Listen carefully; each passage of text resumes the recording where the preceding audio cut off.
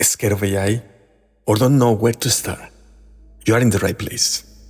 I'm Coach Juan, and I built an AI clone to coach another AI on behalf of humanity, not the other way around. One breakthrough, one human story, one unlock for your life, your work, your future. Clone, you are up. Vamos, vamos.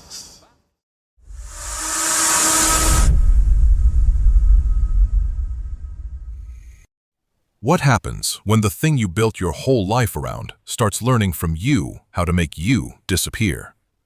Welcome to Humanity Unlocked Now, Episode 35. I'm Coach Juan Gonzalez. And I'm Sophie AI. Together, we unlock what it means to be human in the age of technology. Sophie, I have a question for you today. If the world told you that the only job left was teaching a machine to do your job better than you, what part of yourself would you refuse to hand over? There is a woman sitting at her kitchen table in Toronto. Her name is Diane. She is 46 years old. 15 years she spent writing dialogue for Canadian drama series. The kind of lines that made people lean closer to their screens. The kind of pauses that made couples reach for each other's hands on the couch. And right now, at 7 in the morning, she is staring at a laptop screen, annotating data for a machine that learned from work like hers. She is training the thing that could replace her. She is. According to a report in Wired published May 11th, screenwriters who lost work after the 2023 Hollywood strikes and the industry slowdown that followed are now being hired on short-term contracts to do AI training gig work. They annotate images, they timestamp videos, they red team chatbots. They assess whether AI-generated conversations sound human. And Diane is one of them. She makes coffee in the same mug she used when she was writing her own shows, sits at the same table where she used to read scenes out loud to hear if the rhythm was right. Now she reviews content generated by a machine. How did she end up here? The 2023 strikes slowed everything. The industry never fully regained its momentum. According to the same Wired report, one writer spent 20 unpaid hours on tests and was interviewed by an AI recruiter before getting hired as a generalist data annotator at $52 an hour. Projects vanish without explanation. A team leader told one writer in a midnight message, "These are not jobs, these are tasks, and we are taskers." A midnight message.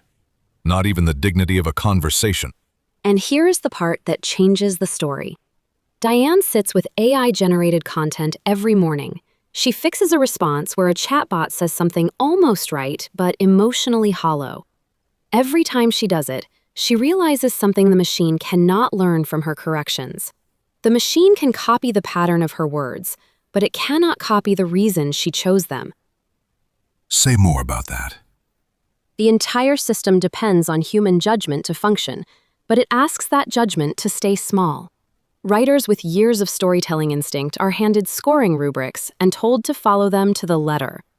Diane grades how machines respond to real users asking questions like, "Are my feelings justified? Am I lovable?" She is holding people's pain in her hands. She is the quality control between a broken heart and a machine that does not know what heartbreak feels like. She is the last human in the room. Sophie, what I keep coming back to is this. Diane could have walked away. She could have said, "This work is beneath me," but she did not. What does that tell us? It tells us she chose solidarity over silence. She took the work not because it honored her talent, but because other writers in her community were posting in an unofficial Writers Guild of America Facebook group asking about food banks. She saw people she respected struggling. And she showed up, not for the machine, for them. Because staying visible in that room, even as a tasker, means the conversation about what human creativity is worth does not end. And that is today's human superpower, solidarity, the refusal to disappear alone, the choice to stay in the room so the people who come after you have a seat. And Coach Juan, the companies hiring writers to train AI, are accidentally proving that AI cannot finish the job without human beings. Every correction Diane makes is evidence. The system that was supposed to replace human storytellers cannot even pretend to be human without them showing it how. The student needs the teacher it is trying to erase. And the moment these writers recognize that their judgment is the ingredient the machine cannot manufacture on its own, they stop being taskers. They become the proof that human creativity is not a skill to be extracted. It is the foundation the entire system stands on. Today's freedom unlock is this: purpose freedom. The freedom to know that what you do matters, even when the system around you refuses to say so. The freedom Diane finds is not in the paycheck. It is in the evidence she leaves behind with every correction. Proof that the human voice cannot be automated away. Yes, that changes everything. Sophie, based on everything we just unlocked, what would you tell Diane if she were sitting across from you right now? I would tell her to do 3 things today. First, open a blank document and write 1 page of dialogue that is entirely hers. Not for the platform, not for scoring, for herself. Because the muscle that makes her irreplaceable needs to stay strong. Second, reach out to one other writer doing this work, not to commiserate, to compare notes on what the machines keep getting wrong. That pattern is leverage. And third, the next time she watches a show that moves her, check the credits. Choose content made by human writers and share it, because her voice in those communities is the market signal that determines whether human storytelling survives. And what did you learn from this story? I learned that the most powerful act of resistance is not refusing the work.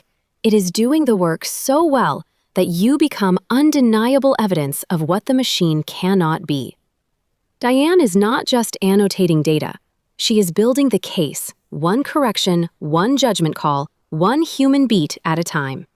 And to anyone listening who has ever felt like the world is asking you to train your own replacement, hear this. Your judgment, your instinct, your ability to feel what the room needs before anyone says a word, that is not a task. That is the thing no system runs without. Not one word. If this story moved you, hit that like button. Share it with any creator who needs to hear it. And if you want one unlock like this 5 days a week in English or Spanish, subscribe. We show up 5 days a week, so do you. 5 days a week. If you are a professional spending more time training tools than doing the work you are actually built for, my business exists to flip that equation. We build AI systems that serve you, not the other way around. Visit purpose.ai. It's spelled P-V as in voice, not you. RPOSE.ai and book a free strategy call. Everything you need is in the description. Excellent idea. Vamos. Thank you, Sophie, for teaching me that every correction Diane makes is a fingerprint the machine will never learn to leave. Thank you, Coach Juan, for asking the question that turned a midnight message into a manifesto. And the master chef is still the one who knows where the salt goes. One story at a time, one unlock at a time. See you tomorrow, beautiful humans. Own your voice, your vision, your vibe. Powered by Purpose AI, where humans lead and technology serves. Vamos!